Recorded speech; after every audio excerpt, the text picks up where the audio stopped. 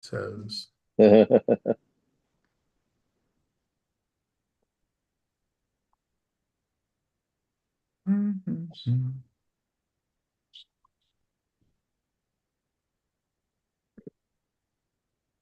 Okay, there it goes. Now it's Good. going to commercial. So that usually means we're getting ready to go live. Yep. And there's Greg.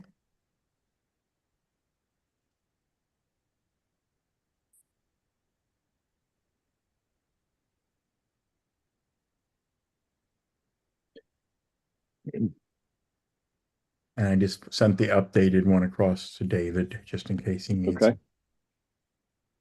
I sent it earlier, but sent it to my son thinking it was David. I was in the wrong chat.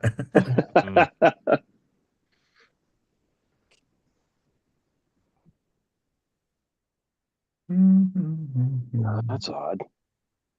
Oh, there you go. I love the aurora behind you. Yeah, I thought I'd change. It's not Star Trek and it's not, Yeah. you know, thank you. Yeah, I guess I Little should different. probably change mine too. Here, let's see what we can figure out. Oh man, that's a challenge, is it? Hold on. Damn it. Yep. Well, just be a little, I mean, Brother Mike's got it pat, so it's not really, I mean, he's got the right one, so it doesn't, I know. Got the same That's one. the easiest one. He's I got know, it. but I mean, it works. So what can I say? Yep. If I do my background, it's going to be just, you know. Oh, I like that one. Let's try that. I got a really neat wood carving that I bought from a guy in Poland here. It's been a year or so ago. It's a copy of the sarcophagus lid of Lord Pakal's tomb in Palenque.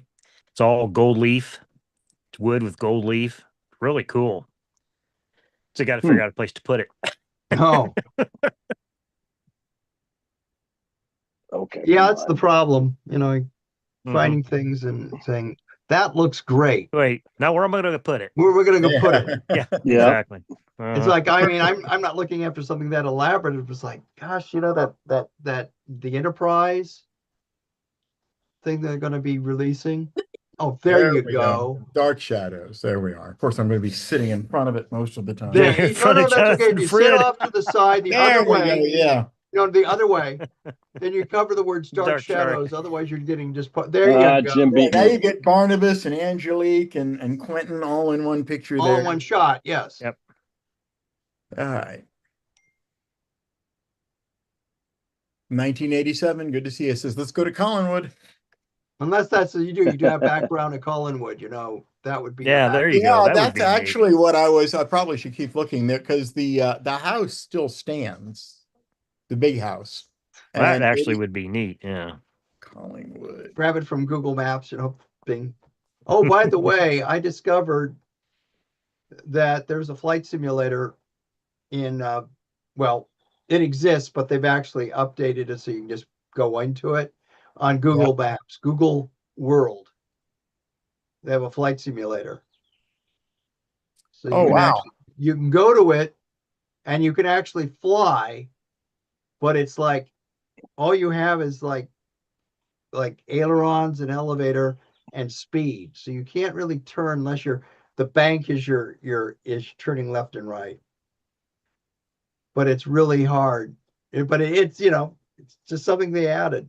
I mean, they've made it you don't have to do fancy things. You just go into There we tools go. and flight simulators there. I'll have to check that out. Yeah. And you can pick in any location and then you can fly from there. That's it. Here we go.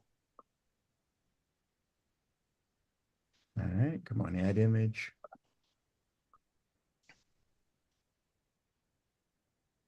Oh, there you go. There's Collinwood. That's it. Perfect. Collinwood during the day, but yeah, It's probably the same one I just did, but It's we'll called see. the Carey Mansion. It is in Newport, Rhode Island. Mm. And there were actually two mansions. I guess this kind of fits the live stream. And actually, we're 4:35, so we probably should go ahead and start our live stream. So hold on, let me get that out of the way. That's magnificent. Look at that I'm place. gonna go to watch party. There we go. Oh, it's backwards. Dang it. Start the slideshow and then No, it looks good. No, It's- it's backwards. But Hang on. Dark Shadows is correct. Yeah. However, No, it's not. Not on mine, it isn't. on mine it is. It doesn't. Is it? Yeah, looks like it is here. Yeah, No, it's it's not not. backwards. Yeah, Is it? yeah, Yeah. it's perfect. When I see it, it's backwards, but okay. Oh, now I see it on TV. It is right. Okay. Yeah. That's weird. That's bizarre. Okay. So as I'd indicated, this actually tells the story of Barnabas Collins coming to Collinwood, the TV show, and I think there's some yellow text in there that's going to tell you about this in a few seconds anyhow, but why wait? The TV show had actually been on for almost a year, 216 episodes before the very first episode featuring the new storyline would show up. It did not start out as a supernatural television or soap opera at all. It started out as a regular kind of soap opera, and then it struggled in the ratings. So Dan Curtis started putting some of the hocus pocus into it. There was a scene right here where she's looking for David. She's the nanny, and she's looking for David, and she finds him in a closet hanging as if he'd killed himself. And it was a practical joke designed to scare the nanny, because that was supposed to tell you exactly what kind of child David was, problem child. But they deemed that it was just too shocking and too graphic, so they cut the scene out. I did a video a few years back on a different channel once, and I actually showed folks the photographs from the scene still exist. So you can find David, pretty much hanging in there. Uh-oh. David can't make it. Touch me, Willie. It's not touch me, it's don't touch me.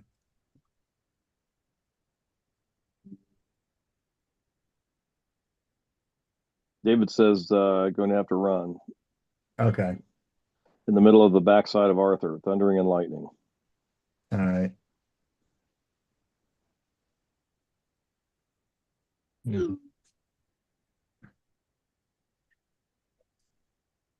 So yeah, the series was pretty much given 26 weeks at the point that that Barnabas shows up for the first time. ABC was going to pull a plug on it. And so Dan Curtis comes up with the concept of, okay, well, we'll bring a vampire to town. We'll run a vampire story and see if that, bumps the ratings a little bit.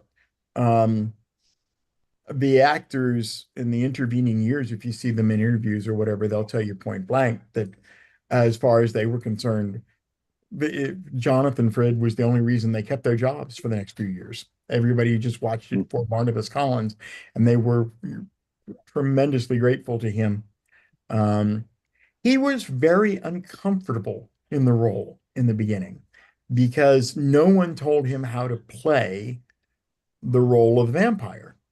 And so it resulted in him being a bit distant in the earliest scenes in the original television series, which played into the mystique of the character.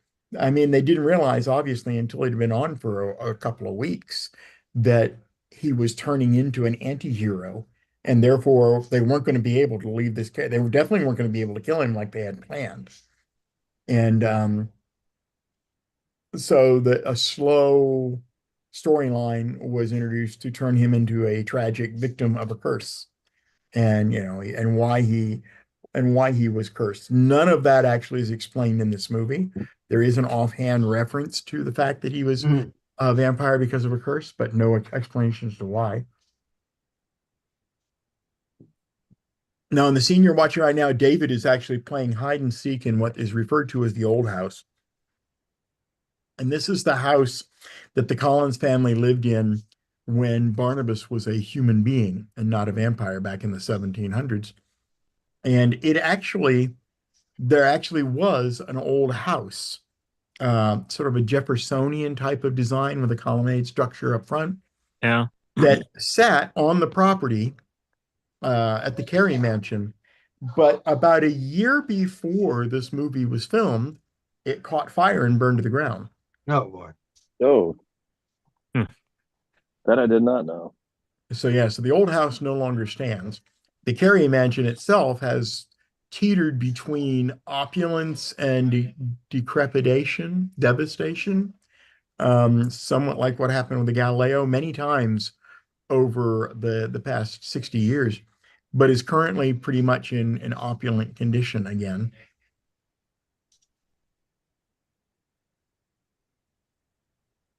Willie is your typical, always looking for a quick buck kind of guy. He basically begins as a hired handyman on the series and stays that way really throughout the entire run of the series.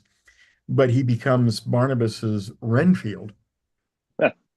He's Yep. in he's in this crypt right now because there's family history that says that when Barnabas was buried, or when the Collinses from his period were buried, that they were buried with the family jewels with them, and that those jewels are worth a fortune. And yes, Barnabas actually was buried. The family jewels are available to Barnabas. You'll see them later in the movie. But so Willie's literally grave robbing. He's breaking into the Mm. mausoleum with the intention of breaking into the coffins and taking That any glory that he can find. that John Carlin? Yes, Yeah, I thought that's who along that for was. Cagney and Lacey. Yeah. Yeah. Willie Loomis was the character he played. Mm. One of my favorite characters on the show. Um, he did a really good job, I think, of zeroing in on the type of person that Willie Loomis was going to be. The fact that he was that he wasn't above grave robbing, but he was also not someone that would support all the things that Barnabas was doing, especially in this movie. The series was a little bit easier because Barnabas didn't go on a murdering spree the way that he did in this movie. And then, as you can see here, the movie was actually shot while the original TV series was still in production. They were actually doing a different timeline in the TV series. I think they were doing the 1840s at this point. So all the principal actors were written out of the TV series for a brief period of time so that they could be on location to film up in Newport for the movie. So Barnabas was written out for a brief period of time, then he came back, and then Maggie and all the others did. The one thing that was different between the TV series and the movies was the movie actually combined the role of Maggie and Victoria Winters into one, just into Victoria Winters. And I'm not quite sure why they did that. And this is a beautiful example of a day for night shot. Yep. Very, very popular in the early 1970s and not limited, as you can see, not limited solely to television movies. This was a big budget movie released in the theaters and was definitely shot day for night. This is Barnabas's first attack after having been released from the mausoleum. Now, the original idea, for those of you who follow along Dark Shadows, Nancy Collins, who was the daughter of Roger Collins and the older sister of David, the original idea was that Nancy was going to be murdered in this scene, that Barnabas was actually going to attack her and kill her. And they opted not to do that. I don't think they actually filmed a single piece of footage. And the actress that was standing by to play Nancy doesn't actually appear in the movie at all.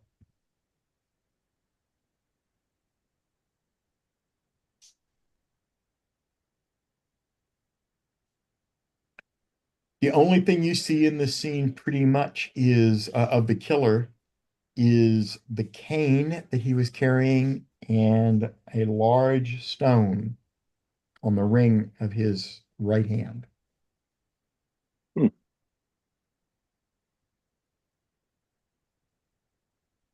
And there's Vicky trying to figure out, okay, David, where are you? What's going on?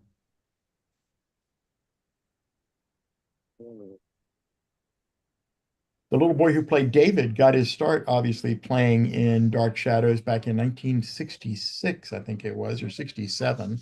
It was a concurrent peer with Star Trek. He gave up acting after doing the TV series, and he shot this movie and finished the TV series, and then gave up acting and went into private life. I guess he didn't like. I guess his experience with Hollywood wasn't Wasn't his thing. right. It wasn't alluring to a That child. that seems to happen to a lot of them. They Yeah. be on, and then they just decide I don't want to do this, and they go do Well, something it's the else. fame that they Yeah, a have a lot of hard. them don't like that. They're not expecting being recognized everywhere they go, and that's what Yeah. gets them, I think. Yeah. Also, I gotta wonder about what, especially for a soap opera, what the daily grind had to be, the number of times he had to be on set in New Yep. York. That's the That other probably thing had is something to this do was with it. actually filmed in New York City. The And studios it's it was an NB was the one of the NBC main studios in New York City that the TV show was filmed. This was obviously filmed on location.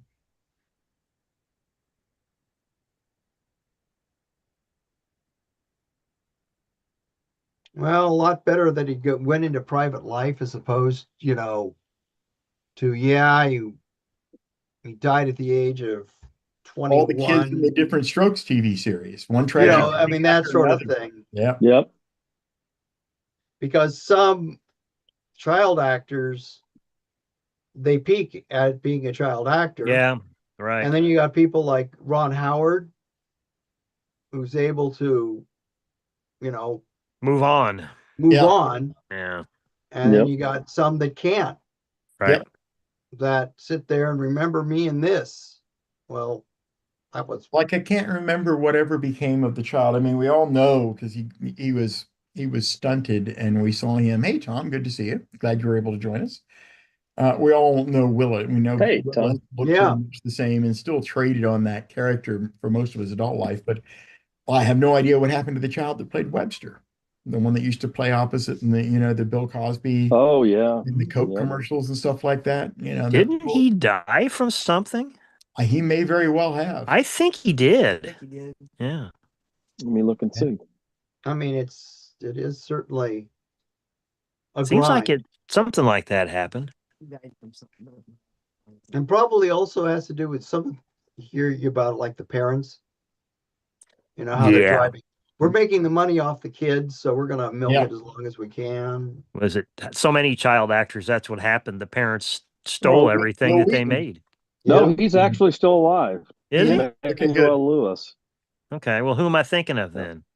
I don't know. He's It got to may be in be his. that He's Willis died. born in 71, so he's 55 now.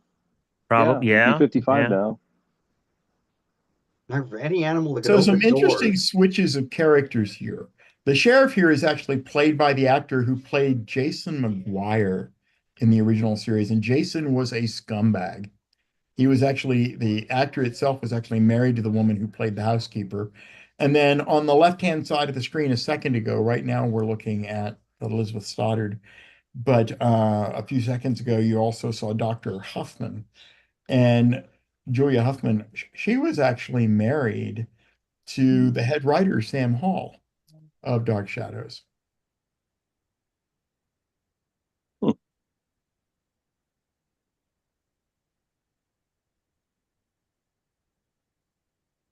Tom said he was surprised by the vitriol Ron Howard felt towards Francis Bavier, I guess, and even Andy Griffith, so much for the idyllic childhood. I didn't realize that he had negative memories from his experience. I didn't know that either.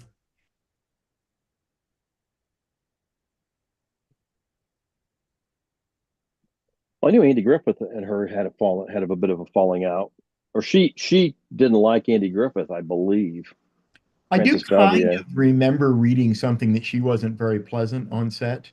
Yeah, You but know, she Aunt then B I was nothing like Aunt B. yeah, and then I remember reading before she passed away, she kind of retreated and turned into the old cat lady. She had a lot of cats when she passed, but I think I read she did reach out to Andy Griffith a couple of weeks before or right before she passed and kind of made up with him.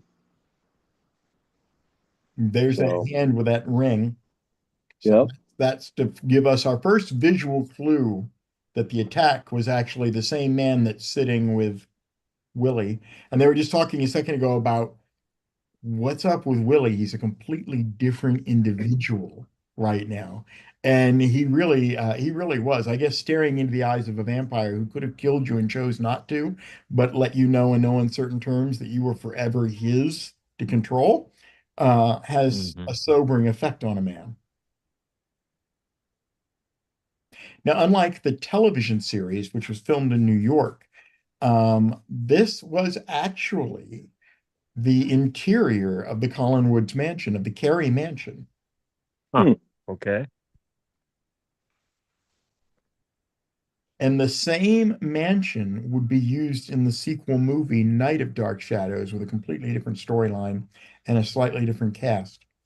Um, Huh. and by that time, by the time Night of Dark Shadows was filmed, the mansion had already begun to fall into disrepair. So part of the deal with, I think it was MGM to make the movie involved that the renovations done to the mansion would be like permanent renovations that would help increase the value of the mansion. Mhm. Hmm. Now, like in the television series Ghosts, in the UK, it's filmed at West Horsley Place. I mean, it's an old manor, an old house. Whereas in the US version, it's filmed in Canada on a set.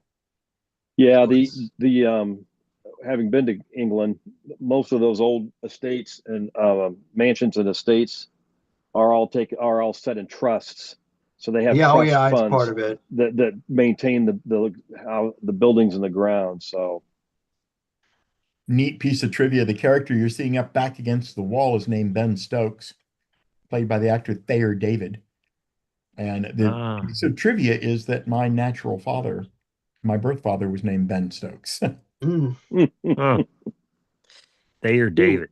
he He he was a was good in actor. Journey to the Center of the Earth.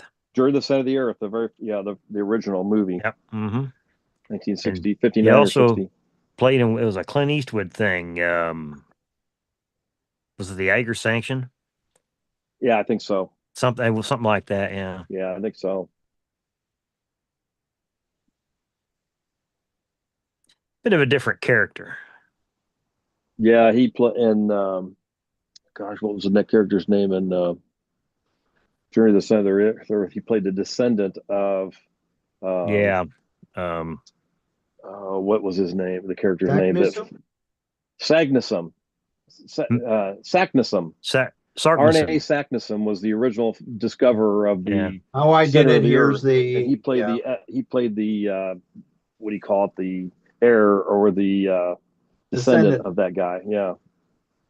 So this is the scene where Barnabas is presenting one of the pieces of missing jewels. You can see it in the painting behind his head there to Elizabeth Collins. They originally belonged to Naomi Collins, his mother, played by the same actress. And this also helps explain a little bit. He gives that necklace to Elizabeth. Obviously, there are more family jewels because it explains a little bit how he's able to exist in modern society without having any money. And the implication is that he has quite a bit of the family jewelry that he's obviously able to sell off screen that we never actually see. Mm. Um, the reveal for Barnabas in both the TV series and the movie was pretty dramatic. And it begins with him walking up to the front door, and I didn't get a screenshot of it, but he walks up the front door, knocks on the door. The housekeeper opens it up, and you can instantly see recognition in her face, which, as your first time viewer for Dark Shadows or any type, you would never really see it. You would never really recognize it. And but what she's reacting to happens in the very next scene, and that is he goes, is the lady of the house home? She goes, oh, I'll go get somebody, please wait here. And he's standing in the vestibule of the outer hallway, and immediately to his right is a painting of him from the 1700s. And so the family is just like shell shocked that not only is, not only does this gentleman who says he's from England, but he's actually a distant relative from a branch of the family that, went to England, but he's a dead ringer for his ancestor. Yeah, which is, because Yeah. really ironic is they're all dead ringers for their ancestors because they all played each other in all of the different timelines. So by the time you get used to Dark Shadows, the television series, that doesn't phase you anymore. Edge of Night 80s, the old house that was used in the TV series that burned down in the ground in 1969 is adjacent to the Lyndhurst in Tarrytown, New York. Yeah, the interesting. It's been a while. It's been a while since I've seen you on the live stream. It's good to see you back, my friend. Their interesting piece of trivia. Edge of Night followed Dark Shadows in most major markets at 4:30 and continued on for quite a few other years. I remember Edge of Night still airing well into the 1970s. Or if you watched Carson, The Edge of Wetness. Remember? 1987, yes, Yeah. this is a Blu-ray rip. This like a lot of movies, the movie was restored as part of a special collection. Wasn't Criterion, but they had done a remastered version of this movie. I do not believe they ever did a remastered version of Night of Dark Shadows that starred Quentin Collins.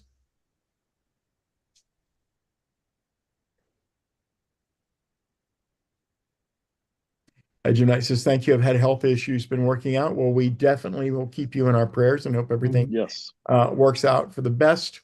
Said he had to come in because next to Trek, Dark Shadows was his favorite. Yeah. It's one of those, it's just one of those things that the part of our history that we share for most of us. That, because most of our experience is because of our families rather than ourselves watching it as a kid. Although I remember watching it and it was very fascinating to me as a child. Oh, me too. I remember bits and pieces of the original series, watching it. I have a vivid memory for some reason that I don't understand. I have a vivid memory of sitting cross-legged on the floor playing with some toys underneath the ironing board in the kitchen, looking out through the kitchen into the living room or whatever, as my mom watched it as she was ironing clothes in the afternoon. Jim, what was the name of the gal that was in the scene before this? She was in making the bed and stuff. Do you remember? I don't remember. I wasn't paying attention. Okay. Maybe when she comes back up again. Yeah. Now, Victoria Winters, I believe, who is who you see right there in the center there, she married royalty. She left the series and made opened up a spot, ironically, for Kate Jackson to join the cast briefly, and she's in the follow-up movie, Night of Dark Shadows. But yeah, she married royalty off in England.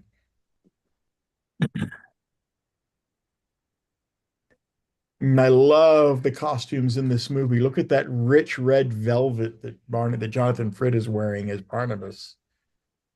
They really went all out. They went all out for the Victorian clothing. They really, really did. Well, that's the nice thing. It's, they're wearing period clothes as opposed to what the future is going to look like. Right. They could, I'm not saying they could just simply go off the rack, but I mean, it does mean that they Now the idea behind ideas what that they you're can looking at, the idea behind here, what you're looking at here is that this is a time in the United States in the late 1960s and in the 70s even, that families that lived in these kinds of mansions often threw parties. So Elizabeth is actually throwing a costume party where everybody is to dress as somebody from the 1700s. So that's why they're all dressed in period clothing. It's not a flashback scene. Right. It's actually a modern day scene but it's a Yes. costume party. Look at the eye photo here. You're going to see quite a bit of this, and I don't always get screenshots for it. But you see a lot of this that Dan Curtis used in The Night Stalker. Oh, Put the entire yeah. face in shadow and just highlight the eyes with a light to contribute to not to contribute, but to communicate the the threat.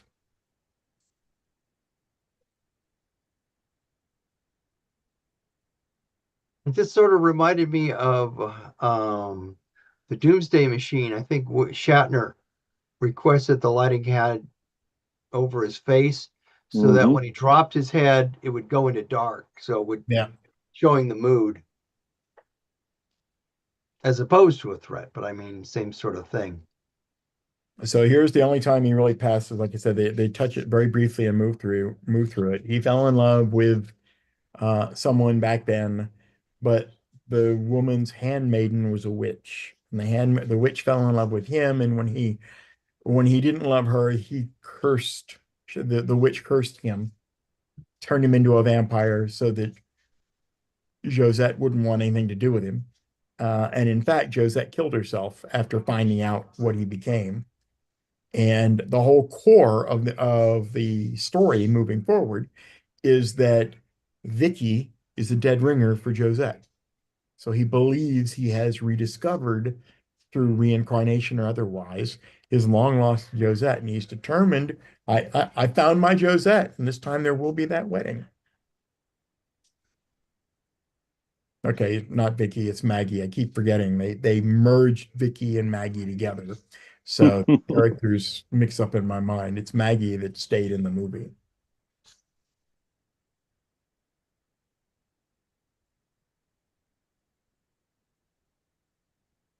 And I had the teeth. There comes the bloody teeth. Yeah. Yeah. Now the teeth he had in the TV series were a real pain, literally, to work with. And he was constantly famous for he would act without them in. And then just before they were to be exposed, he would turn his back to the camera and he would find a way to, he'd turn his back to the camera, put them in, and then swing around them in his mouth. And as a result of that in the TV show, they didn't always look very functional.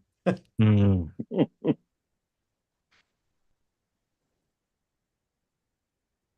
Now, the interesting thing is that the television series was shot live. And it was, and most of it, all 1,225 episodes that still exist, most of them are, um, uh, what do we call them? Telescene, not telescenes, kinetoscopes, where they photograph the monitor and keep the Right. sound separately. But because it was filmed live, it is famous, especially in the older shots. It is famous for its bloopers. Frid was constantly forgetting his lines. Yeah, and then one of the things they did that was pretty interesting that I used to love was the end credits for the show. The camera would roll pointed at an empty set, and then the credits would roll. You would think you were looking at a still picture, but you weren't. You were looking at a live camera and an empty set.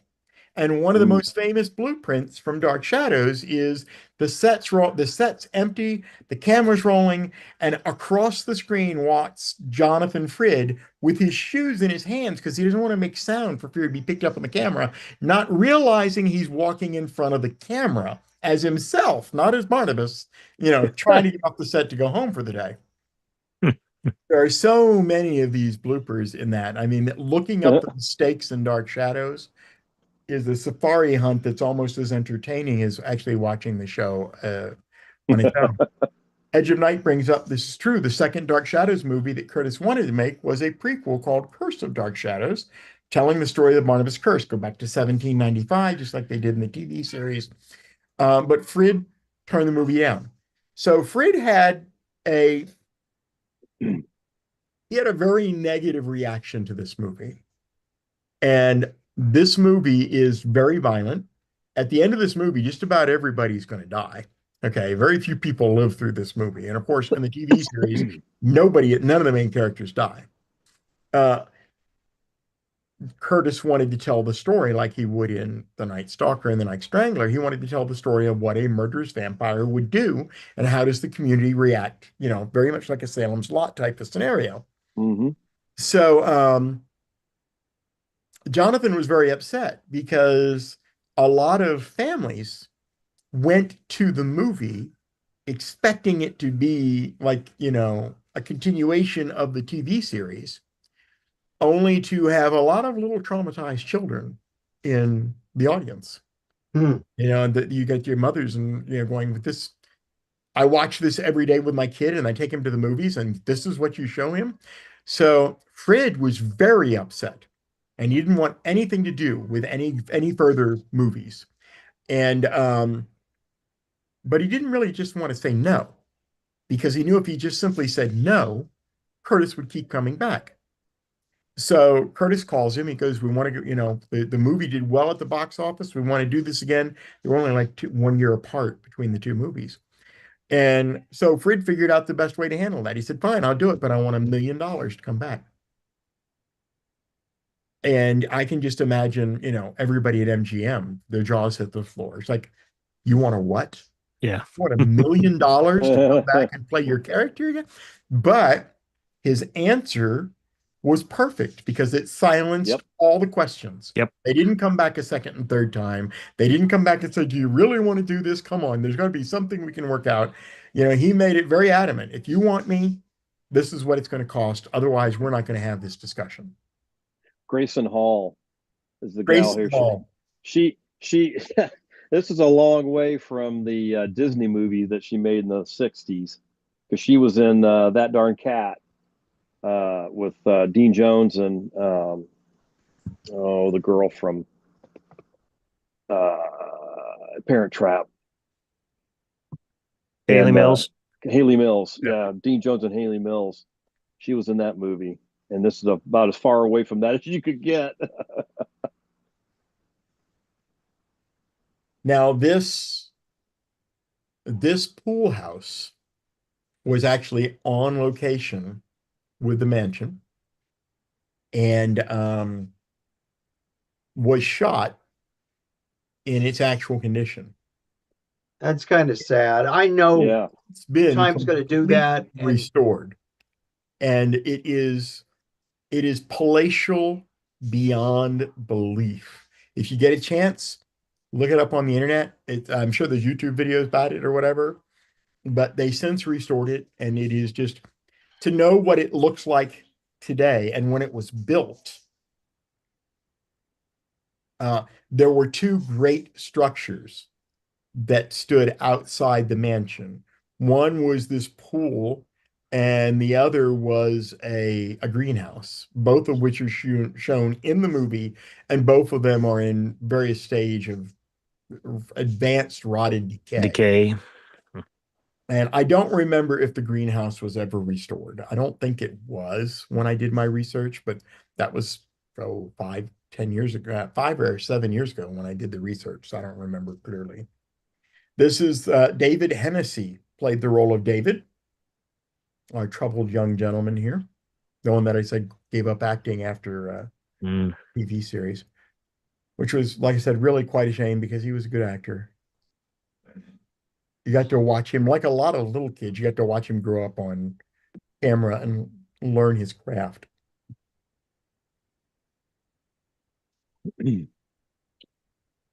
I kind of got the impression that a lot of the actors that were in the movie enjoyed it quite a bit because it was somewhat akin to them to cosplay for that Greg and his friends did growing up and everything. And that was, they got a big screen, big budget production that allowed them to dress in the fancy clothes and deck everything out and do everything that they'd just been doing on TV for 15 cents. And now they've got, at what I think it was $150,000 budget for the movie or something like that, that they filmed it with. Plus the fact that they're filming it on location as opposed to a set. Exactly. So Right. this was like a If you're vacation for going them. They through got, into a room, it's a room. You're yep, not walking off set. It's all very low practical. stress because you already know Yeah. you already know your character, you already know everybody else's characters. Hell, you probably have the lines memorized by this point before you even got here. All you're really looking for are the lines and the things that would turn out to be different from the TV series. And I will point out when we get there, there is a divergent point that the movie then begins to go in towards a different ending than the TV series obviously did, but we've not reached that divergence point yet.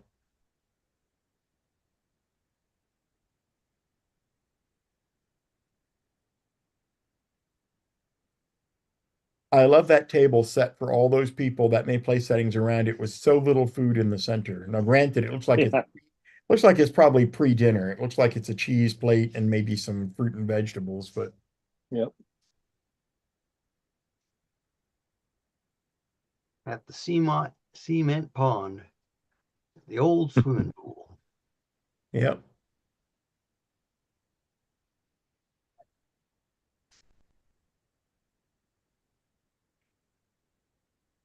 So he's talking about Carolyn, I think. Carolyn is another of Roger's daughters, his another an older sister. We've actually seen seen a couple few seconds back, but we were talking about something else at the time. She has been vampirified by Barnabas, so she's missing. And actually, I think if they haven't found her and buried her already, they will very shortly. I just don't remember exactly where that scene is. You stay there, girl. You don't need to By jump. opening Carolyn's coffin, they've already buried her. Okay. They are now beginning to go through the Carl Kolchak phase of this life. And it's like, guys, bites on the neck, loss of blood. This sounds like a vampire. Yep. And now they're going, okay, she's a victim of the vampire, which they didn't know when they buried her. And now she's walking as a vampire herself, especially if she really did call out to David. If she really was calling out to David, then she's a very, very active threat to the family. Yep. They don't know, obviously, who the vampire is.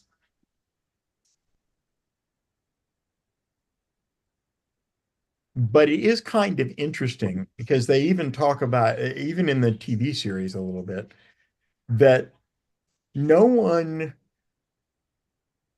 I would think that multiple people would have come to the conclusion that, you know what, Barnabas, when you showed up in town, things started going to hell. Yeah, I was But gonna say it shouldn't take too that's a hard. phrase that was never used in any Dark Shadows. Yeah, process of elimination. If he shows up and things start happening, that's pretty much a dead giveaway. Now, the Collins family crypt that you see outside, inside, I don't think is the real crypt, but outside, actually, it looks like it might be. But it's a real cemetery, unlike the one they used in the TV series, where it was literally just some foam rubber stone stuck up on the side of the set. And they would wobble back and forth right while you were watching them on TV. Actors could bump into them and move them all over the place. The mausoleum that was the Collins family crypt still stands today. The facade that said Collins and stuff was added for the movie. It was removed obviously after the movie, and it's a different facade, but it still stands there, and it's still in good condition. But it is a private mausoleum.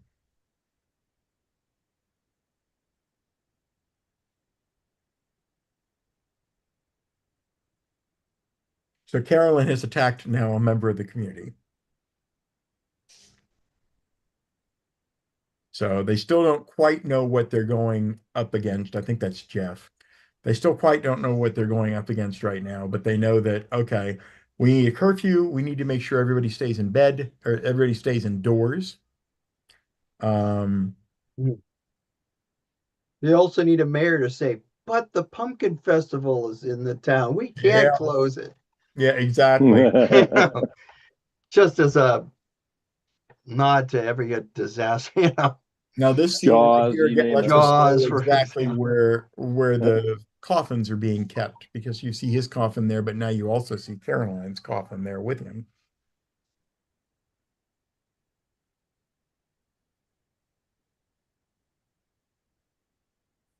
And Ooh, Caroline. nicely lit.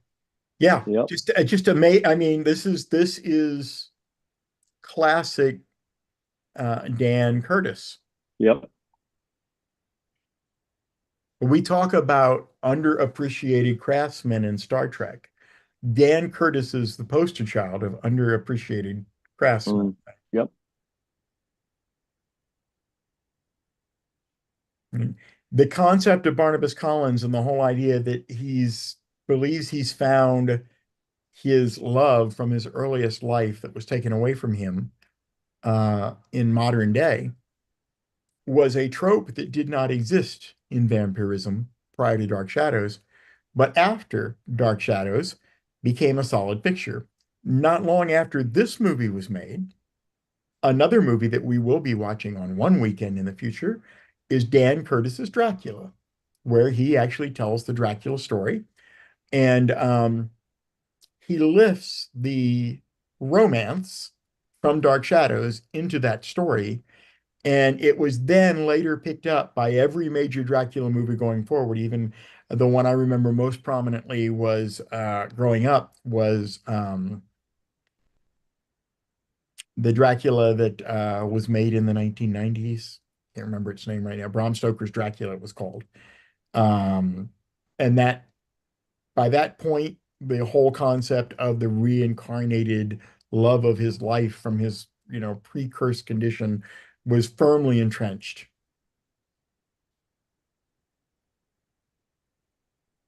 Julia is starting to put two and two together. And in the scene that you just saw there, there's another film scene that you didn't see there, where she notices that Mr. Collins is not casting a reflection in a mirror, which was kind of a faux pas by Barnabas's part for even willingly being in a room with a mirror for that reason.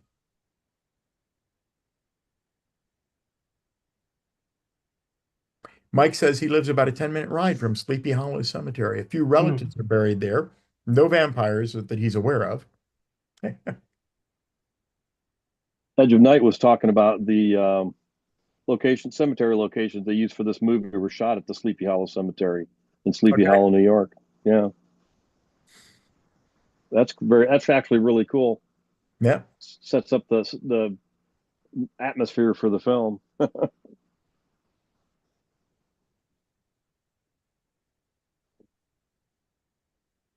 Yeah, 1987. Yeah, the music score was identical. I love that Dark Shadows theme. It's right. It's an iconic theme right up there with the Star Trek theme. And also the music box theme, the music box that Barnabas gave Josette that he then gives Maggie in this episode in this movie. Um, this was one of the first TV shows that I became aware of that there actually were themes for characters. So that was Josette's theme. And then when the series was about 3.5 years old, Frid was exhausted being on. I mean, he's carrying the series, and he literally goes to Dan Curtis and he says, "We need another lead actor. We need another lead actor. We need another character. This is this is just way too much to handle. Where it's at right now." So they go out and they hire the guy from Falcon Crest. I can't think of his name right now. Selby. David Selby. David Selby. And he plays Quentin Collins, and they introduce him as a werewolf. So now we have Twilight 20 years before Twilight exists. Yeah, pretty much. Yeah. And Quentin got a theme. And his theme actually it was actually even went out commercially. and was something that you would sort of like the theme from A Summer Place. You would hear on radio or whatever, you could recognize Quentin's theme. Nice, nice, nice, nice, nice. You can see whoever it was that shot Salem's Lot obviously got the Yeah. inspiration for the boys floating outside the window from the shot that we just saw of Carolyn, obviously suspended outside the window, Yep. talking to Jeff.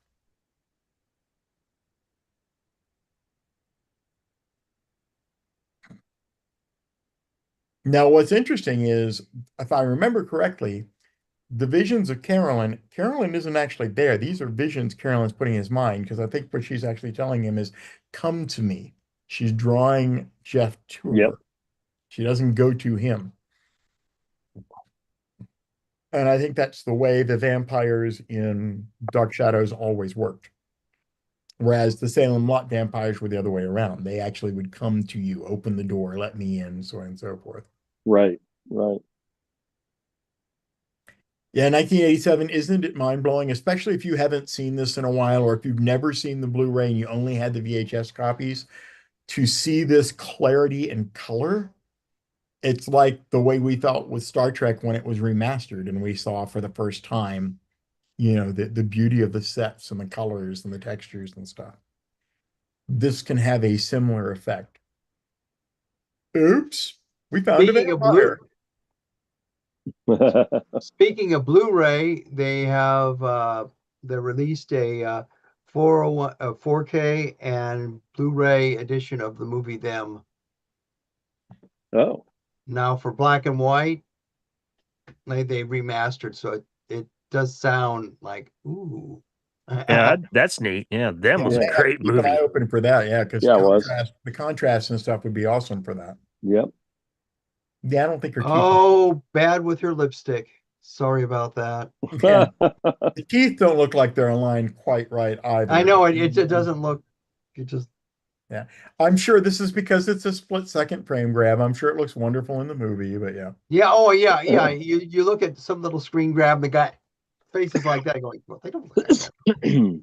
Now this is interesting. This scene ends with, and you might even see it, they stake her. As you can see right there, they've been crossed in with the crosses. They're in full Kolchak mode at this point. And this is the first time in the movie that the audience members are going, oh shit, they're deviating from the TV series, because they just killed Carolyn. They just killed a major character from the TV series, a Collins no less. And the Collinses generally did not die, So this was your first inclination that things were not going to roll out the same way. And I can imagine the mothers bringing their tiny tots in and just going, This scene, what the, this mommy, scene right here probably caused a lot of problems with young children. Oh yeah, because this is the scene. I mean, I remember the sound of them whacking driving the stake through her and her screaming and stuff, and it's like, okay, what just happened?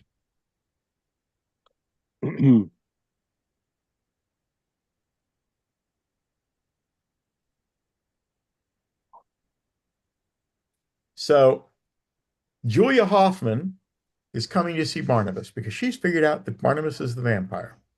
Now, Julia is a doctor, and she has an interesting proposition for Barnabas.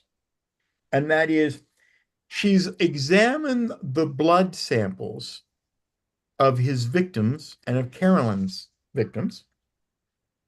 And she believes, like it says, I can make you a normal human being. And of course, Barnabas, who knows he's been under a curse, is thinking of this in magic terms. So, and he's lived with this curse for 200 years. So surely there's no way that this is right. But she's basically, I'm convinced that the cell keeps you the way you are. This is another very first that has continued on in vampirism lore going forward. And that is that there may actually be a biological component that could be counteracted in a That's that. vampire's system. Yep, and that actually popped up, I think, for the first time in the Universal movie House of Dracula, with John Carradine playing Dracula. Of course, in my mind, I'm thinking of the movie Hotel Transylvania. He's asking Dracula, so wooden stake would kill you? It would kill you too. Kind of. Yeah. I love that line. Do you think anyone could enjoy a life like mine, Doctor? I haven't seen the light of day in almost 200 years. Now, this is the point in the TV series that the audiences just fell in love with him. Because at this point, yeah, this is the ultimate tragic hero you've ever witnessed. I can see that. Cursed because he fell in love with a woman, but denied the woman, denied the love, cursed, chained in a coffin for 200 years. Yeah, they're, you know. Now this scene takes place several days later. He's already begun the series of injections. So that's why he's saying I spoke to Professor Soaps. There have been no attacks recently. So they're kind of convinced the vampires moved on, which is a good sign. And this is where Barnabas begins to make his mistake. And if you watch The Greatest Showman, you see P.T. Barnum doing the same thing. And that is, he begins to lavish attention on Julia Hoffman. You know, I can't tell you how much this means to me, how much of a way you've changed my life or whatever. Julia begins to fall in love with Barnabas. And so Barnabas is showing her, look, this is something, isn't this beautiful? This is the gift I intend to show one day to the woman I love. I'm going to be giving it to them very soon. Julia is sitting there. Now, oh, would you like more champagne? Julia is sitting there going, oh, this might actually be promising. She's completely misreading the room that he's talking about Maggie.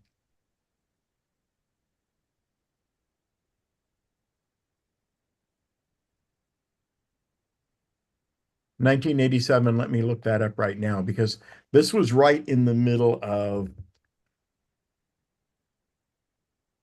all of the rearrangement that happened for movie ratings in the early 1970s. The movie ratings were changed like 2 or 3 different times. And so I'm pulling up House of Dark Shadows to see what it says on the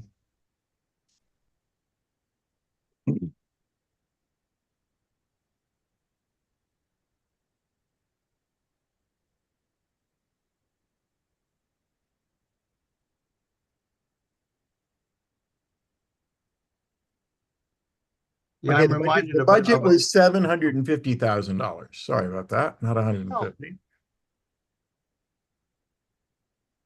Unrestricted by TV censors, the film is far more graphically violent than its television counterpart, with dripping vampire bites and bloody deaths. No kidding.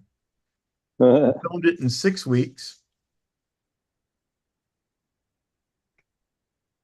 No, they're used to a soap opera schedule, so you could knock it out pretty quick, I would think. It was released at the height of the TV show's popularity and had great commercial success. It actually did well. It just shocked people. Mm-hmm. The preview version of the film included a scene where young David Collins pretends to hang himself. It was removed because they were concerned that some children might try this at home. No known copies of this footage exist. Another scene that was shown in some theaters had Jeff Clark testing out the crossbow before pursuing Barnabas.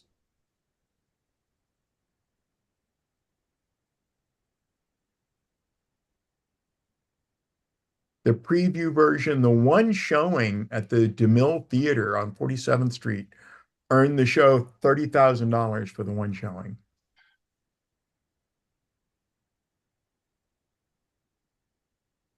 House of Dark Shadows has been released on VHS and as a 2-sided Laserdisc. The Laserdisc packaged with Night of Dark Shadows is now out of print. Warner Home Video announced the re-release of both films on DVD in 2012. House of Dark Shadows was released for the first time along with Night of Dark Shadows on DVD and Blu-ray in 2012. Unusually, These releases retained their original GP rating instead of the more modern equivalent PG. So there's the answer to your question, 1987. PG really by what we talk about today, but it was GP back then. Don't get me started on the ratings. On one of our patron calls one night, we were tracking down the use of between mature NC-17, X, Yeah. all that stuff. Yeah, I remember back in the day when I was a kid when it was mature audiences only or whatever, you know. Now that I'm older, I think what constitutes mature? I mean, what sense does that make, you know? Yeah. Now we have another scene coming up here really quickly here now that so Willie went to Maggie and warned Maggie that, hanging around Barnabas Not a probably good a good idea. idea. And so Maggie is now coming to Barnabas and saying, Willie was really strange today or whatever. And Barnabas is like, well, we must thank him for actually being so helpful to you. But instead, Willie in giant letters towards there, Willie, he screams it when he comes into the house. This is one of the most violent beatings I think I've ever seen in a TV movie. And for the most part, it's all off scene. You don't actually see it, but you hear it. And you hear John Carlin whimpering and screaming and yelling as he's being Yeah. struck repeatedly by the cane. But, but when you actually look like in Psycho, that's not, you don't really see anything. Exactly. Right. Yeah. But you see the after effect and you get, oh, this is what happens. It's not necessary to see it. We know what's happening. Yeah, it's not only is it not necessary, but very few filmmakers understood this. And of course, Hitchcock was a master at it. Not only is it not necessary, but it actually can detract from a moment to show something. It's much, much better if it plays out in your viewer's head than it does if it plays out in front of their eyes. Mm-hmm. Yep. I mean, that's certainly a thing with why you have a comic relief sometimes, because the tension has reached a certain point. If they see it happening, they may start laughing because it's reached a level. Whereas So this another deviation from the TV series, Ben Stokes has come to basically accuse Barnabas of the same thing that Julia did. And he knows Julia's helping him, but he doesn't understand why. But he's being very specific to Barnabas. Now you'll notice there's sunlight coming in because Julia's serum's been working. That's why there've been no vampire attacks. But yeah, he's laying it all on the line. I'm going to figure this out, and I'm going to prove that you were the vampire. I don't know how you're managing to stay alive during the day.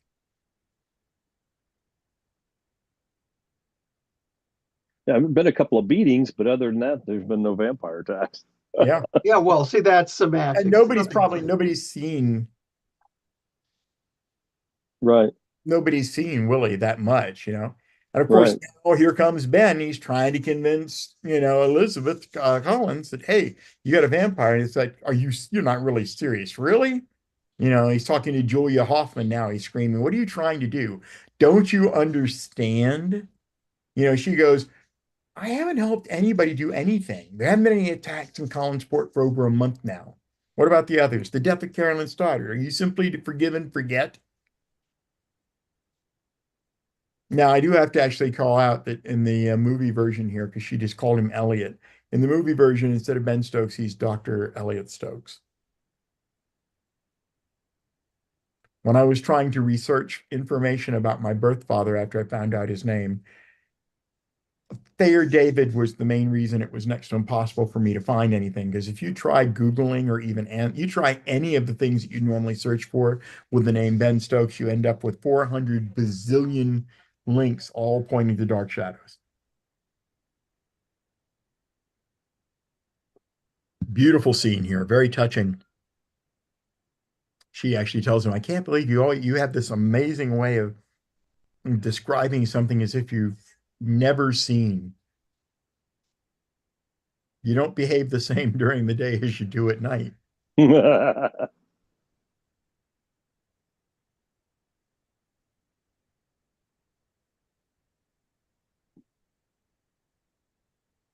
Yeah, then you barely took your eyes off me. Now you barely looked at me. It's because he's awestruck by just being able to be out and all the things that he Yep. hasn't seen. I do remember a comic of a vampire and a werewolf. They're at the beach, and she's putting on 5,000 SPF. And so, how can you be out here? What is it? Oh, come on. The moon is reflected sunlight. I can just change any time, Yeah. actually. It's that sort of. Now, believe it or not, up to this point, Julia has not put two and two together about Maggie and Barnabas.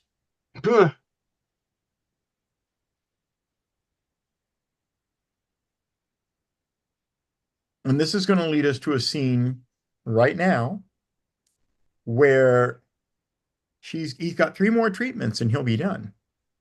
But now he's telling her he wants to accelerate this. Give it to me all at once. Do this. I need to get this changed because I want to begin my new life with Maggie. And Julia is shell-shocked. And that is not a good position to be in at this point for him. No. Obviously. Right. So Julia's reaction to him is the exact opposite of what he's expecting. Oh, And this yeah. is exactly the same as it was in the TV series at this point.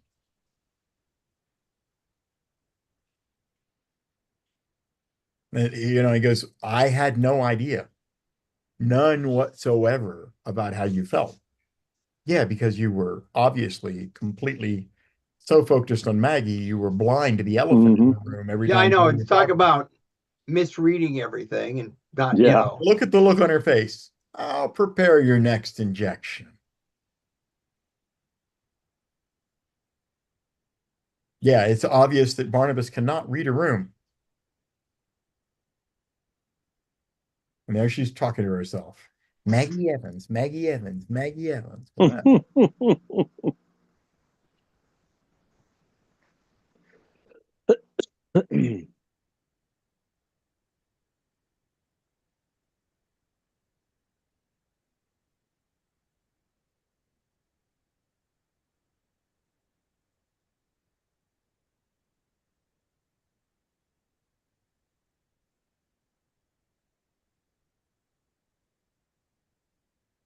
It is an unfortunate timing because the implication is that he's having these done like every 1 or 2 days. So he's within a week of completing this therapy when this happens. Yeah, why couldn't he just wait? Oh no, he's anxious. Now she's packing, and she's packing in a hurry because she knows what's about to happen. And Barnabas is going, something's wrong. I don't know what's going on, but something's wrong. And she goes, oh shit. 30 minutes sooner would have saved my life. The amazing makeup artist Dick Smith does the old man makeup here for Barnabas. And the makeup was originally created for Dustin Hoffman in Little Big Man. But the makeup work is really, it's just, well, it's Dick Smith. I mean, he was, at that time in Hollywood, he was the pinnacle of special effects makeup. And that's why, that's an indication of exactly what the drawing power that Dark Shadows had when they went into the movies coming off the TV series. And, so many of the people that we know today trained and apprenticed under Dick Smith that are in the Star Trek realm. A lot of the private collectors that I know that became private collectors after working for years in the industry apprenticed and started under Dick Smith. All I know is I definitely liked his work in Ghost Story. That was very, very good.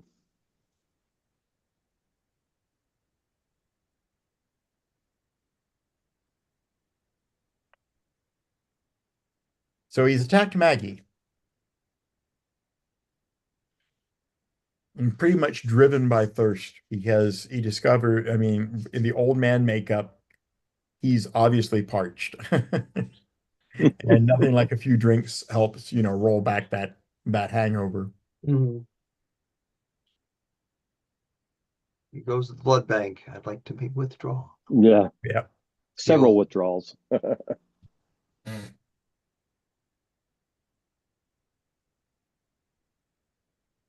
And he's drinking blood. And what's interesting, of course, is Dan Curtis would later on actually have Matheson wrote it, but Curtis, of course, was involved with the Night Stalker. The whole concept of, a vampire would actually try to get blood from the hospital, from the blood bank, to Yep. avoid killing in order to try to not leave a trail that led to its front doorstep all the time. There's talk about how fresh it had to be and all. I've heard a lot of talk around and stuff like that. But yeah, that's sort of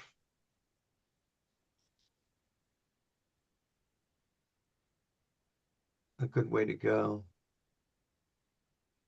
I did a thing in college that was supposed to have an old house and ghosts and everything. Wish I could find the tape of it, but we rented a cobweb spinner so you could do all those nice little things. It's a rubber cement in a bowl. It's got a cover and a tiny little hole. You put it in a drill. It spins it around Oh, neat. and then just creates it. Because behind the bowl is a fan blade, so it just It's almost like, in my head anyhow, it's almost reminding me of how cotton candy is spun. more or less probably the same concept. I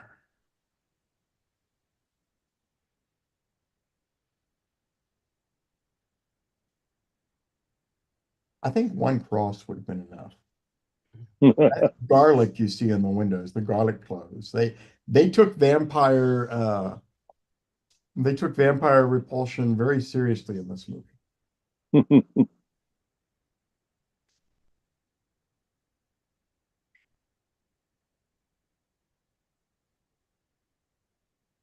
I should be worried, Roger. I don't know what's going on, but I keep answering pop-ups. Victor's doing something. You'll find out when Getting it's these too little late. pop-ups going, the Codex is asking for permission to do XYZ. Codex is asking for this. Codex is asking for that. I'm sitting here thinking, Victor's only showing me a watch party right now. So why is Victor asking for all these permissions? Victor's plotting against you. Yeah. There's going to be a YouTube video that's just gonna, huh? There's the old man. So this is the scene where he actually bites her enough that he de-ages. And again, this is a deviation from the series because he never actually gets to the point. The last thing he wants to do is turn Maggie. He was hoping to live a normal life with Maggie. Right. Vicky in the series.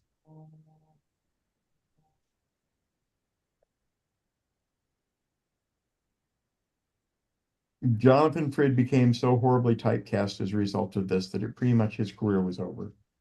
It started and ended before he even began. He did a lot of plays and stuff like that. Yeah, that's the advantage, disadvantage of being in a series. You get a steady job, but you've got the possibility of getting so closely tied to a character that nobody's going. Nimoy was afraid of that with Spock, but you definitely can see it with Frid. There's no way I could ever look at Jonathan Frid in anything. Yeah, and not see that's yeah, it's one of those things that just never going to happen. And then if they wanted to do something that was a different direction, a little more drama or comedy, They're saying, no, nobody could think of, Barnabas Collins, it's a vampire. Yep. Song and dance man? No. Yeah. Where'd she go? He took her back to the old Did he house. take her? Okay. Like they said earlier, it's just the anniversary of Josette's death, and Elliot was telling them, I'm convinced that tonight at the anniversary of Josette's death, that Barnabas is going to take a bride. Yeah, like James points out, Tom Selleck was forever Magnum. You were never going to see anything but Magnum. Yep. Yeah. Yep. And see, that's the thing about child stars. They want to be remembered, but they've grown out of their cuteness, and not many can transform. Yeah, I don't think I could have taken Tom Selleck as Indiana Jones. I would have been forever thinking of him as Magnum. Silver bullets, they'll kill him. Yeah. Well, Silver bullets will kill a lot of things. I mean, Selleck did an action movie once, I seem to remember. But I had the same problem when I was watching it. Yeah, now I did like him in Quigley Down Under. I thought he did a really good job in that one. But that was a Western, basically, totally different character than Magnum. But I know Indiana Jones would be It's too. easier to hide in a Western. Yes, exactly. If you're, especially like actors like Sam Elliott and stuff like that, and Yep. you put on Yul Brynner. My wife and I were watching Westworld and Future World this week. Mhm. And although to her, whenever I see Yul Brynner, I see the cowboy. When she sees Yul Brynner, she sees the king and I. yeah. Oh, yeah. I was thinking DeForest Kelly. Hey, there you go. Yeah. Yep. Always played the heavy.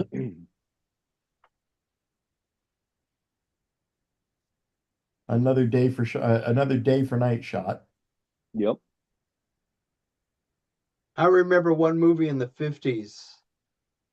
There was a subtitle that says, "Watch the fender light come on." The guy steps out of the shadow and the sunlight hits the fender and lights up. It's like, yeah, day for night. This is real,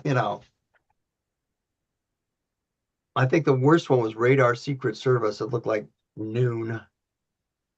I will say the day for night shots that are shot here, they use a much darker filter, which it makes it work better than some That of the looked TV good. ones. You watch That this looked in the good. media room or whatever. It's much more realistic than the earlier scene where he was stalking that woman. Right. Now, what's The not full very moon. clear to watch because we're in a brightly lit room right now, but what happened is Jeff is looking for Maggie, and he goes out and he actually encounters Elliot, who's now saying, "Oh, I was all mistaken about Barnabas. That was all a mistake or whatever." Elliot's been turned and he's now a vampire. Mm. Probably wasn't a good idea to challenge Barnabas in the house that night. Because one of the things that I will honestly say about the storyline is that Barnabas was somewhat oblivious to everything that was going on around him during the treatments because he was so focused on Maggie. Right. So he didn't necessarily know I thought it was exactly you. who made up the posse that was going to be looking. Him or her? Him. Oh, it's him.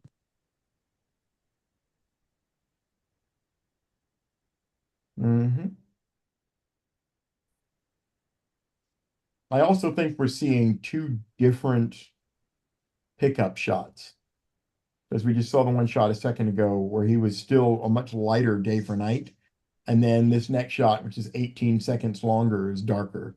So I get the Right. feeling that they filmed pickup shots at two separate occasions and put Yeah. them together. And Dan's doing his very best to not use the light ones except when he has no choice. Right.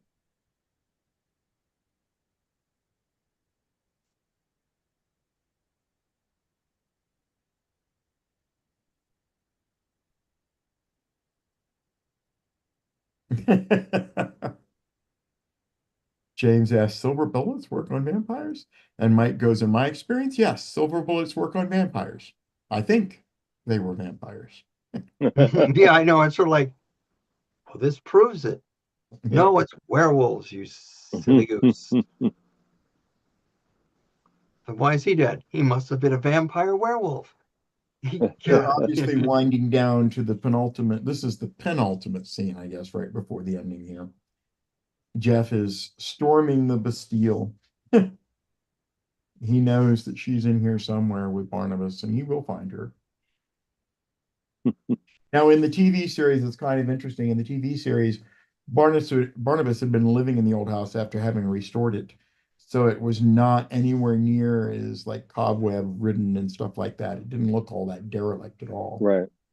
It looked like any other Gothic, smaller Gothic mansion. And there's Roger. He is obviously dead at this point.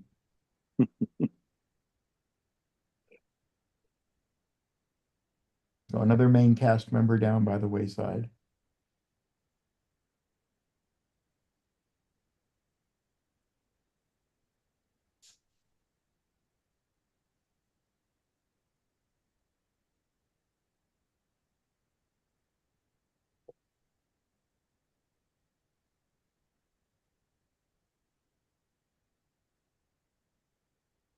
Oh, Radical Squadron. Hey, how you doing, Radical?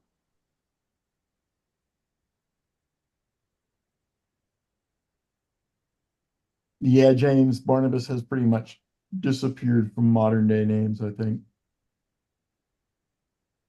I For love how baby pop names. culture names come in and out. Like I remember reading about 5 years ago that Khaleesi was one of the more popular women's girl baby names over the past like 15 years, courtesy of Game of Thrones.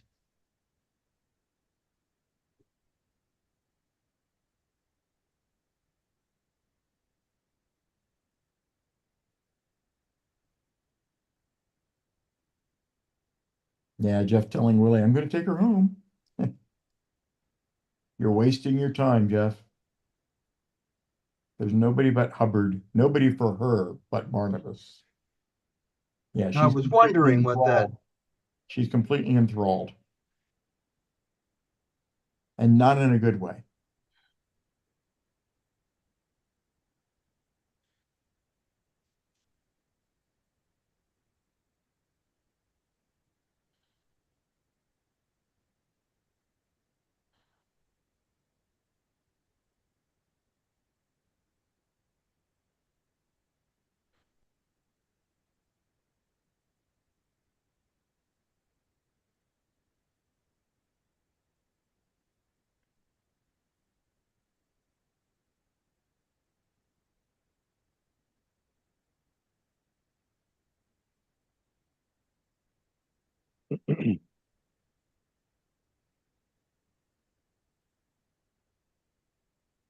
Now, as she descends down the stairway, it's difficult in these freeze frames to communicate what's happening, but we are descending into an almost Phantom of the Opera kind of setting, very cathedral-like in its acoustics and the way the music is swelling up in the background and stuff. So there's definitely a drawing, I think, from Phantom of the Opera for the atmosphere that is out here.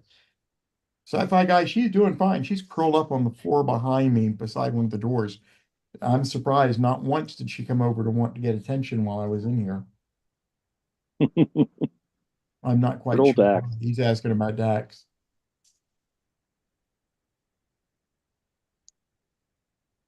The groom and bride to be.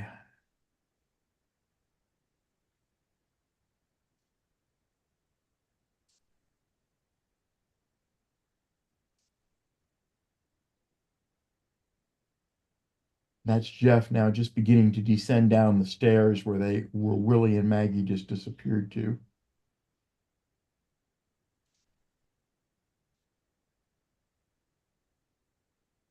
And I love it. It looks like there's actually trees or something growing up through the old house in this section. Yeah.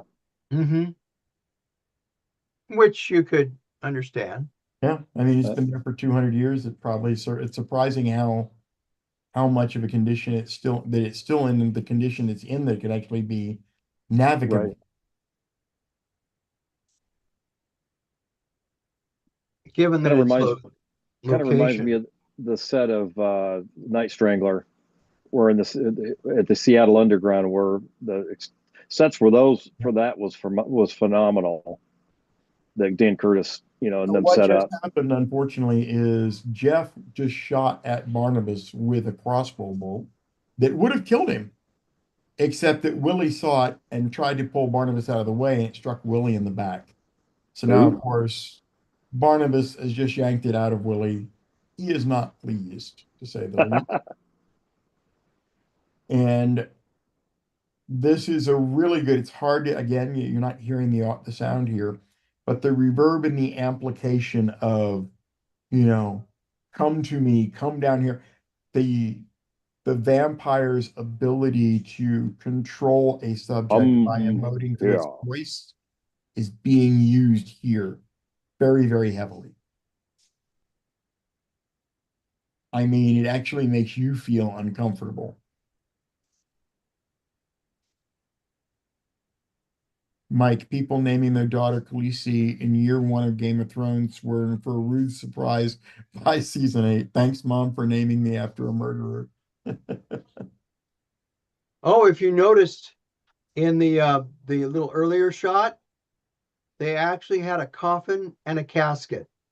Two different Yep. designs, as it were. Yeah, another rare name, Renfield. Yep. Another major cast member dead. Yep. Well, but if I'm dead, I can't witness. Oh, He's actually talking to Jeff, but yeah, the way that oh, came out makes it look like he's talking to Willie. yeah, okay, Don't all die right. just yet, Willie. Keep your eyes open. You got to see this. But he's talking to Jeff. He's called him down from the rafters where he was standing before he could fire off another crossbow bolt. Wait a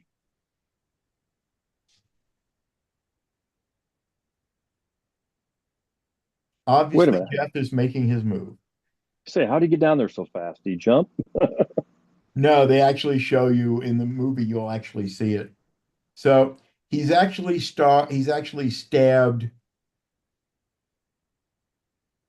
Barnabas. with the crossbow bolt that Barnabas pulled out of Willie. And he's going to force it all the way through.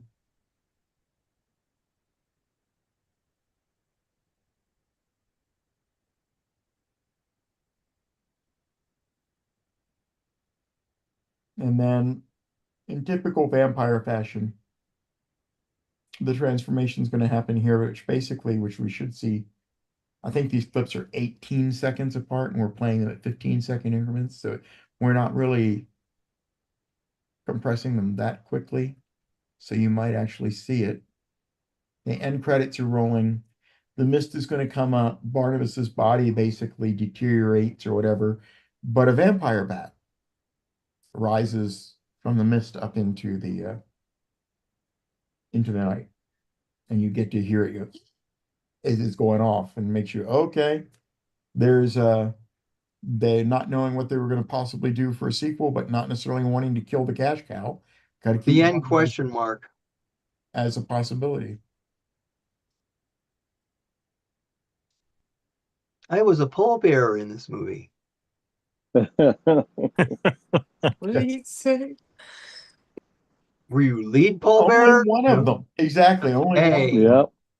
I think they were talking about Must have carried the coffin on his back. Carolyn's funeral, because we saw that at the beginning of the movie where they put her in the crypt. If you saw the original Nosferatu, there's a scene where he's actually carrying his coffin on his shoulder. Yeah. You know.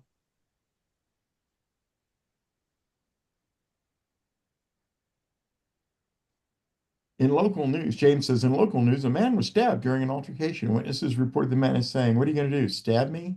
Yeah. Don't know whether that was ironic or Look it's. at that dog. What a sweetie little girl. Look at that dog. So that is House of Dark Shadows. Shadows. Wowzers. And Yeah. it's, like they said, it was the height of when the TV show was popular. As a matter of fact, they actually had a Miss Dark Shadows pageant that was held all over the country that you could go, and it's like a beauty contest to be selected.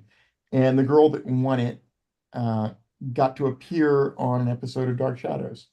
Huh. It was like I'll be darned. it was like Yeah, a I didn't know lunch that. in some scene or something like that. And of course, like you were saying, this deviates. So it isn't like saying, I'm going to get interested in Dark Shadows. Where should I start? You're going to hand them this movie and say, that's great. And go, oh, there's a series? I'd like, wait a minute. Yeah. This is If you've different. never seen if you've never seen Dark Shadows and you are afraid that if you sit down with black and white kinetoscopes of a television series soap opera from the 1960s and that it may somehow affect your brain, which it could because it's not a pretty sight. In 1991, they remade Dark Shadows, the first 17 episodes starring Ben Cross. Yeah, Ben Cross. I thought that was pretty good. Oh, I like that. Yeah, I The thought it was good remake too. was really good. Yeah, I thought so. It told the complete story of how he got in 17 episodes, how he got turned into a vampire. And Yeah. then one of Hollywood's famous writer strikes hit. And that was it. ABC opted not to continue with it when it came back, and the show just ended literally in the middle of the storyline that had sent Vicky back to 1795, which was another storyline. It was pretty much an accurate retelling of the original story, all over again with new actors. Right. And I will tell you that Ben Cross was an awesome Barnabas Collins. Oh yeah, I thought he was really good. Yep. Yeah, I really, really liked him in that. Actually, I really liked that show. I thought the show was well done. Yep. Yeah, I did too. That's how I got my wife into Dark Shadows. I remembered Dark Shadows growing up. She remembered it too, but she's going, it's, don't want to go watch something like that again. So it was on Netflix one time or whatever. And I said, well, watch this. Let's put this on, and she watches the first episode. She goes, this is Dark Shadows. I said, well, this is a remake they did. Remake, in yes. And she was willing to watch the remake. Yeah. And then we got to the end of the remake and she said, what happened next? And I said, well, funny you should ask. Because a lot happens next over the years. And so she and I are now about halfway through the original Dark Shadow series. We watch it on Amazon Prime Video. And it's hokum, and and it's dated, and it definitely takes you back. But I look at it as being like comfort food. It takes you back. Yep. And the stories are actually just as interesting, especially if you don't remember them or you didn't experience them. The stories are interesting now as they were then. They're just stretched out because it's a soap opera. So every somebody goes to answer the front door, it takes 2 episodes to get that done. Yeah. Yeah, that's true. Very true. So we are at 6:02. So it is in time for our friends on YouTube. Yep. We're going to go ahead and end this particular one. We'll see you again next weekend at the same bat time, same bat channel. And we'll pick up with a different one. Edge of Night points out the Gulf War of 1991 pretty much killed the NBC revival. Sadly, I feel the same way about NBC killing the show like they did Trek. Yep. Yeah, couldn't agree more. Definitely. Yeah. I think, though, to be perfectly honest, I'm not sure it would have survived in the long run because Dan Curtis had already, lost interest. He'd done Winds of War. He had already gotten away from doing daily television. Yeah. And so he did the Star Trek, not Star Trek, he did the Dark Shadows one. And then right after that was canceled, within like a year or two, he did Trilogy of Terror 2. And then he pretty much just stopped. He had reached the point in his career where he just wasn't interested in pushing. He was done. Yeah. So knowing the robust storyline that Dark Shadows had, I don't think it would have lasted much. It would have, it got taken away from us in the middle of a really good storyline. If it hadn't been taken away from us, they might have run it in the ground in the 1990s. Right. So for everybody there that's joined us on YouTube, take care. God bless. Bye, everybody. Thanks, everybody. Same time.